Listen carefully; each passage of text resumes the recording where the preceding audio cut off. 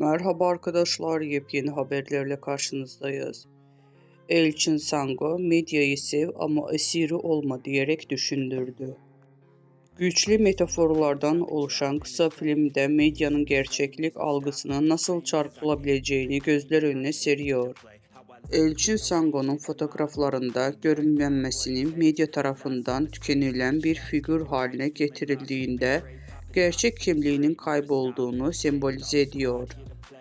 Medyaya esir olamam uyarısı insanlarda medya tüketiminde bilinçli olmalarını hatırlatıyor.